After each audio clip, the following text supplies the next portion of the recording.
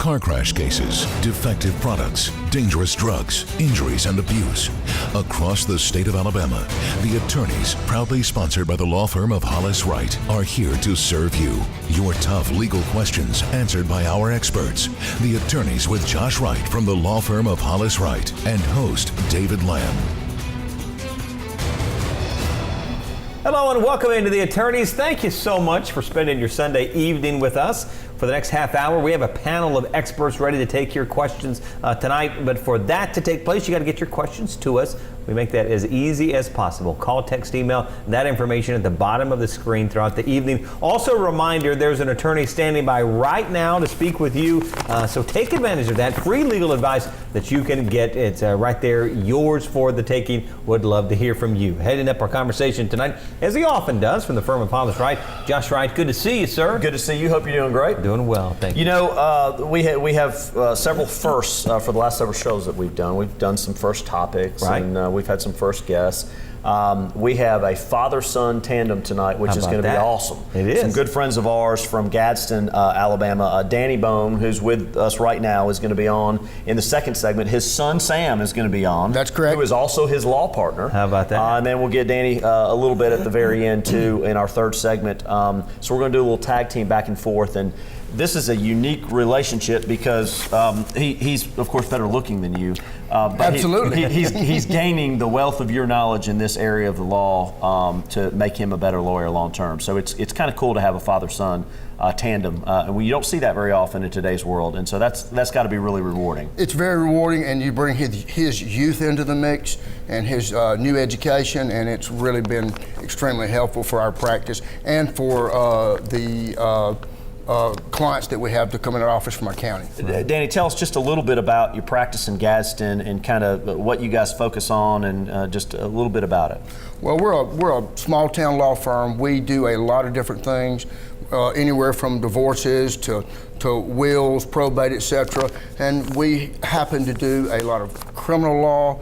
We're fortunate that we've been able to have those opportunities over the years, and we do a lot in that area, DUIs, etc. You guys have handled some pretty high-profile stuff too. I know some of the capital murder stuff that you guys have been involved in, and I know that is helpful for the reputation of your law firm. Yes, and sir. the work that you've done. Yes, sir, it is, and we take a lot of pride for the opportunity that we have to represent these people that need representation, regardless of the allegations, etc. So today, David, we're going to be talking about criminal law and DUI. There have been some adjustments in the last 3-4 years in the DUI laws and how those impact people from a punishment perspective. Mm-hmm. Let's start just with kind of from a jumping off point, because I know there's oftentimes confusion among individuals who see the civil shows on TV and the criminal shows on TV. We're talking about totally different things. The criminal burden is really a different burden from that of the civil burden, is it not? That's correct. The criminal burden is a higher burden. It is a burden beyond a reasonable doubt. And one way to describe a criminal case as compared to a civil case is you can become incarcerated, and/or in a criminal case it can take your freedom. In a civil case, we're talking about money damages and not, again, the loss of your freedom. What's the general process? If I'm a client walking into your conference room, Dani, what is the general process? I was arrested this weekend and I bonded out. Where do I go now? Kind of what's the process? How do you lay this out for people to understand that not only do you have help from a guy like you and your son, but what they should expect moving forward? What they should expect moving forward is that the courthouse clock is going to take some time. It's not going to go quite as fast. We're going to start out with they've been arrested over the weekend. They bonded out. They come to me. At this point in time, those are the dark days. They're somewhat distraught. I try to, at this point in time, to calm them, get them prepared for a marathon period of time and not a sprint, as a general rule, particularly if it's a felony. A felony is going to take longer than a misdemeanor. But just let them know that all I know is what you've told me so far, client. We need to gather evidence, get ready for a first appearance that they may or may not have had, get ready for a preliminary hearing, go ahead and get in place a waiver of arraignment, a plea of not guilty, making the assumption that there will be an indictment sometime down the road. And I'll tell my clients, if you hire me today, or when you hire me, that I'm going to take care of a first appearance, I'm going to take care of the arraignment for you, and then after that, that's when we'll start getting prepared for our trial. I get questions a lot, and I think we generally do when we do shows related to criminal or DUI or even white collar crime. Should people try and do this alone, on their own? Should they get counsel for cases? I mean, I understand speeding tickets, simple things like that, they may be able to handle on their own through the court system, but even that can be intimidating for people. But when you're dealing with more serious criminal offense, don't you recommend that getting counsel involved early and immediate is pretty important? I had a district attorney in my county tell me one time that he wouldn't go into a courtroom for an overdue library book charge. And it's tough to ask a lawyer, do I need a lawyer? If you have to ask that question, the answer is yeah, you probably need a lawyer. And I would advise anybody and everybody, speeding ticket, running a stop sign, from there anywhere on up, to talk to a lawyer. What separates a misdemeanor from a felony? Time period for punishment, basically.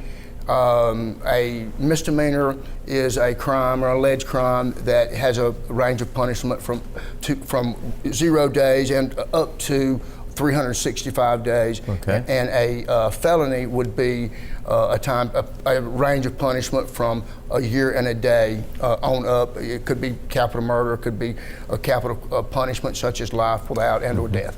And Danny, talk a little bit about the impact a felony can have on someone's record, because it can have some pretty serious consequences, their ability to do things in society compared to that of a misdemeanor. Well, both are horrible, or potentially horrible for your record and for your future employment, etc.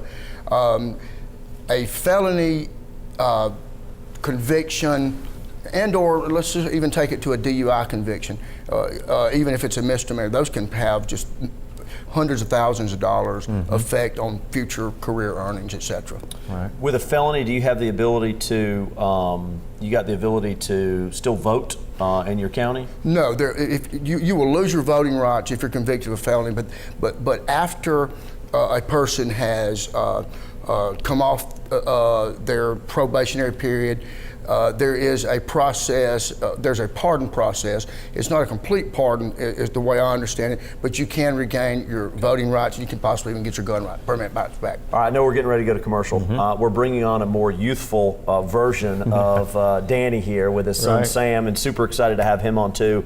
And then we'll get another dose of Danny in the third segment. But one thing I do want to talk about when we come back, and I know Sam will be able to cover this, is when you're pulled over, what obligations you have to a police officer, because that's a comment and an issue that we get a lot. What do I have to do? Should I be polite? What should I do? Those types of things. We're going to put Sam on the hot seat. That's right. We're going to turn up the heat now. Do it. That's right. And then we're going to step aside our first break of the evening. As we do so, a reminder of how you can join the conversation. Call, text, email. You can also find the firm of Hollis Wright on Facebook as well as Twitter. So take advantage of those social media opportunities to keep up with what's going on at Hollis Wright. Stay tuned. More of the attorneys coming right up.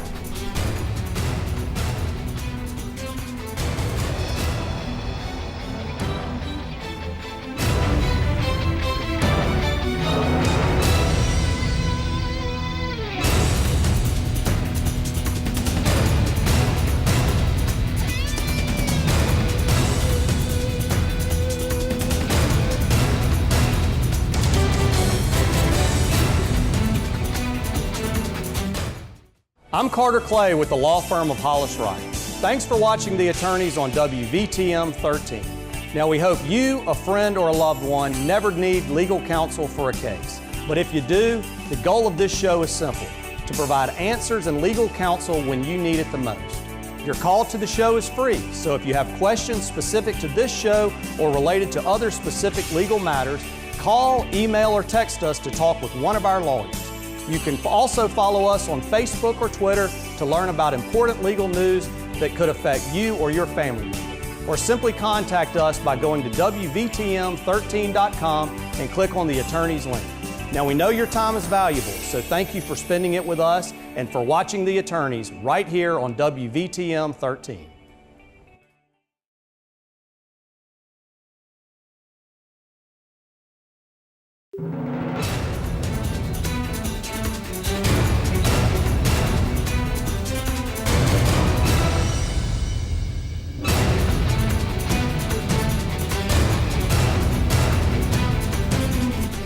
Welcome back in to the attorneys. Always love hearing from you. Call, text, email, that information on the screen all throughout the program. And Josh, we have a different bone. We got a different bone in here. We got Sam. All right, I got to ask you this question though. What's it like practicing with your dad? He is high energy. He is high energy. We're gonna get him in the third segment, but he's a high energy guy. It's something different every single day. He enjoys picking on you. He loves seeing exactly what he can get out of you. I like that. I like that. It works good in the courtroom, I'm sure. Oh, yeah. Now, I know you've been practicing for several years, doing criminal work with your dad and some of the other stuff. You've already handled with your dad a capital murder case. Yeah. In February, I tried a capital murder case with Dad. I enjoyed it. I like practicing in the actual courtroom. Well, you know, and that's kind of unheard of for your age, without question. I mean, so that's kind of a good feather in your cap to get started. And I know you guys, are you from the Gadsden area originally? I grew up in Gadsden, I did. Okay, gotcha. And then went to law school, and where'd you go to law school? I went to law school in Tuscaloosa. Okay, I did the same thing, so All right. we got that in common. A question we've got here about, and you alluded to it as we went to break, Josh, but all right, someone's been pulled over by a police officer. First question is, are they required to answer the questions posed by the officer? And the second, what if the officer asks for consent to search my car or house?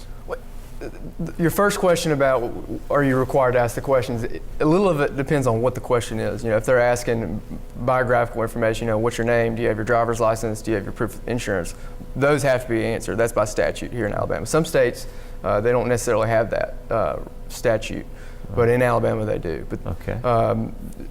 The next would be, do you have to give them permission to search? No, you do not have to give them permission to search unless there's a search warrant. So generally, I advise clients not to allow them to search their vehicle unless there is a search warrant. What if you have a feeling the questions are going beyond the kind of biographical, and it's kind of going in an area where so they're searching for something here? Can you refuse to answer those questions, or how can you go about doing that if the officer's right there? Yeah, in our country we have a Fifth Amendment right not to incriminate ourselves. Right. Which means once it gets beyond that biographical stage, you're not required to answer those questions. You don't have to build a case against yourself. Right.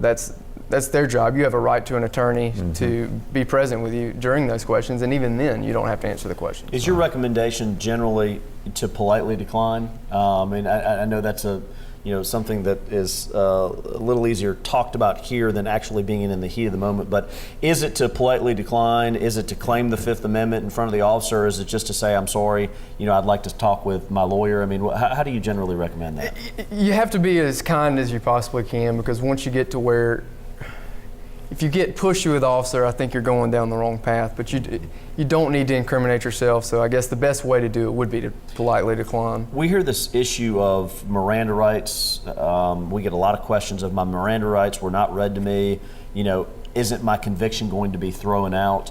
That's not necessarily the way the law works. No, it's not. The Miranda rights protect you in your statements after that. So let's say that they give you your Miranda rights. Well, after that time, you don't have to speak from there. But let's assume that they failed to give you your Miranda rights. That doesn't mean your conviction is going to be thrown out. It just means that those statements they received after that are not going to be able to be put in court, or hopefully the judge will keep those out. Something that we sometimes will get is I have an officer who claims that he smelled something in my vehicle, or he saw something in the vehicle, and that he is entitled to search that vehicle. Is that accurate? Are there certain things that they can see or experience at the car to where they have the right to search it? Once they have probable cause, they do have the right to search, which would be, let's say the officer pulls up and you got a beer can sitting in your front seat. Well, then they've got the probable cause to look further. Or if there is some sort of paraphernalia in the front seat, well, then they can search the car to see if there's something more to gather evidence. Well, what about DUIs? What's a workable definition for what a DUI is, first of all, and the process of being charged by one? How does that work? There's two kinds of DUIs generally. You can get a DUI through alcohol, but there's also substances you can get. For instance, if you're taking medication, even if you're prescribed the medication, if it is a narcotic, you're not supposed to be driving. Right. I get a lot of cases that come in through the door where they say, well, I was just on my medication, the doctor says I can drive. Well, if it's a narcotic, you're not supposed to be driving. You can get a DUI just like if you'd been drinking alcohol. We do a lot of alcohol impaired type civil litigation where somebody has a DUI, and there's a lot of overlay between the criminal component and the civil case itself. And so we see this quite a bit, where a lot of times our civil cases will either be stayed or they'll have to hold off for a period of time while the criminal component completes, so that that person has the right to a Fifth Amendment privilege. They can't be deposed in our civil case because it could be used against them in the criminal case. So a lot of times we'll be waiting for that case to end before we can move forward on the civil case, where we're bringing suit against a bar that overserved alcohol, or on behalf of a family who may have been injured by a drunk driver, those types of things. So determining whether to be charged by one, if the officer determines that you've broken the law and you are too impaired to be behind the wheel, that's the law that is broken, and that's when they can charge you? Well, it's possible. I mean, it's really, DUI is really a very complicated area, and we deal with it too. But the short of it is, even if you do not provide a breathalyzer, for example, if you fail to field sobriety test or an officer believes that you're impaired, you can still be arrested. Doesn't mean you're necessarily going to be convicted, but you can still be arrested. And that's something probably you see quite a bit, where somebody will refuse a breathalyzer but still be arrested because they're field sobriety. Does that help them when you get to court to be able to prove your case, or is there almost a presumption that because you didn't take your breathalyzer that you're going to be, you were liable for driving under the influence? I think you're supposed, as a general rule, they're not supposed to be able to use that against you, that you didn't blow. But it's human nature. If let's say that you're a juror and someone refused to take that breathalyzer, it's human nature just to think, okay, they're trying to hide something. Yeah. So you can get in trouble there, but the thing is you don't want to build a case against yourself, and if you think you're going to blow over that .08 limit, then you're building a case against yourself. Do the officers have the right to conduct a field sobriety test, and do you have a responsibility to actually engage in the field sobriety test if you don't want to? You can refuse the field sobriety test, and a lot of times people want to do that to prove that they're sober, to prove that they're not going on. But you can get in trouble there too. The fact that these officers know what they're doing every single day and know what to look for. As a general rule, I would advise against going against it. What about, and I've heard, and I know we're going to get to break here in just a second, but one more question. On the issue of refusing the field sobriety test or refusing the alcohol breath test, you're guaranteed, are you not, under the new laws to lose your license for a period of time? Is that, I can't remember what that's called, but there's a certain rule that if you don't do those things, you're going to lose your license guaranteed in Alabama? Yeah, when you sign your driver's license at the DMV, you are signing that if you refuse to give a blood alcohol test, that your driver's license will be suspended for 90 days. So even if you're found innocent of the charge, you still lose your license for that 90-day period? That's correct. All right, when we come back, I want to talk about sentence enhancements. Of course, Danny's going to come back and we're going to talk about those things. But DUI law has changed tremendously since 2011 when Governor Bentley signed a new law into account. And I also want to talk about out-of-state DUIs and what impact that could have on sentencing here in Alabama when we come back. But thanks for being on, Sam. Appreciate you having me. Sam. Yeah. Nice to see you. Stay tuned. Coming right back, the final segment of The Attorneys. As we head to break, how you can join the conversation. A few minutes remaining to do so. Join our conversation. We'll be back in a bit.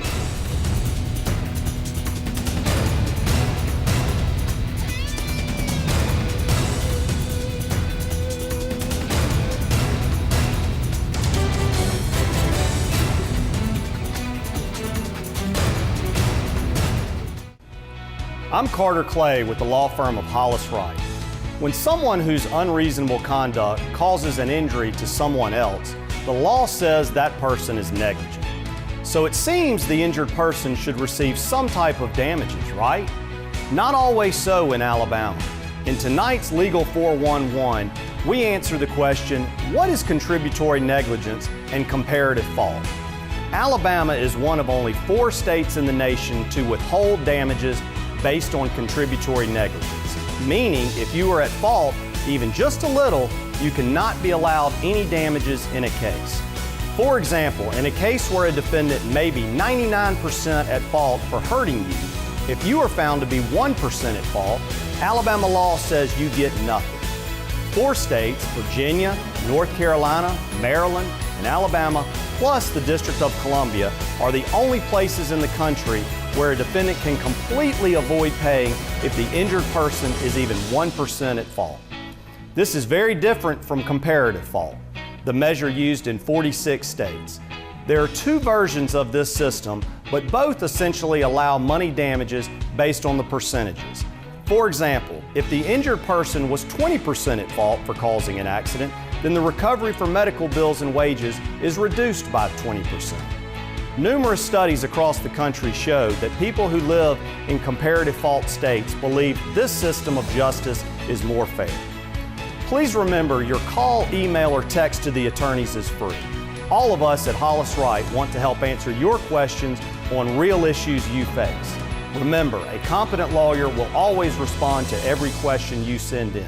That's our pledge and promise to you.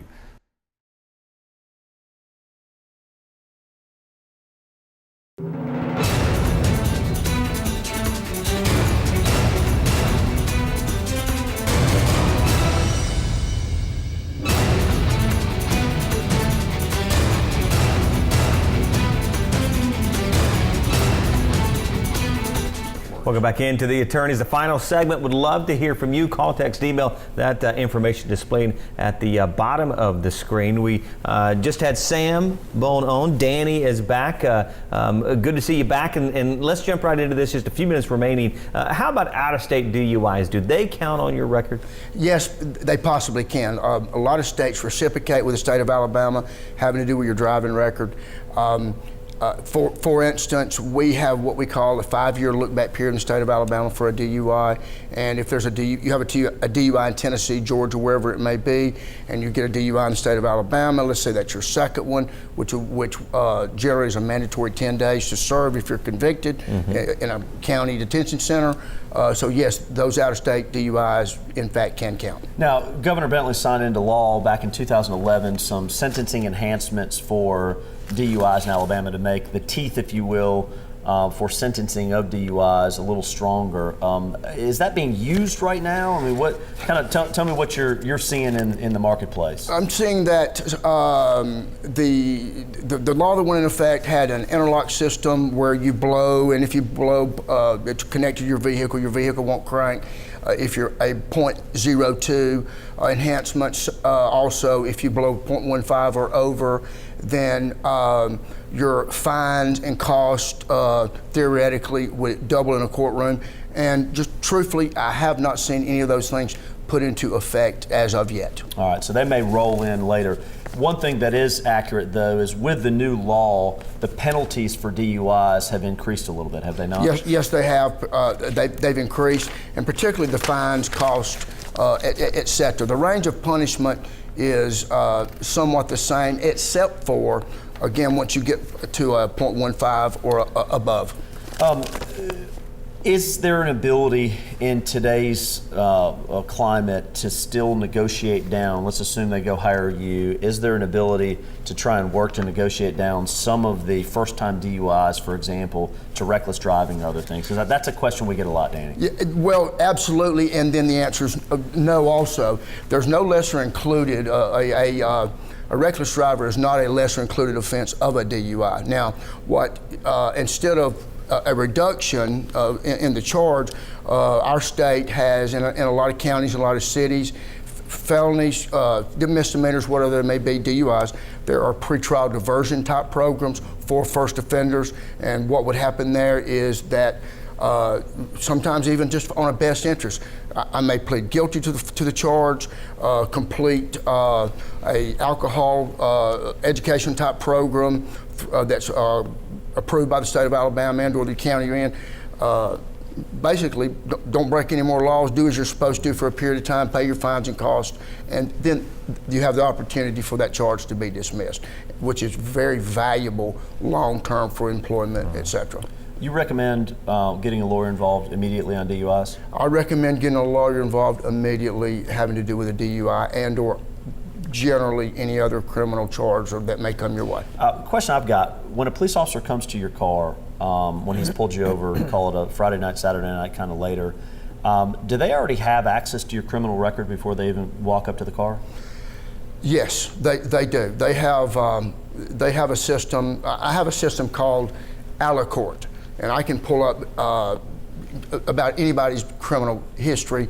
They have that available to them, and I will call it, it's an enhanced version that they can get even additional information that we can get. So yes, they're going to know. So, you wonder sometimes when you hear of people getting a DUI and then they get another one and they get another one, you're like, come on, man, how's that possible?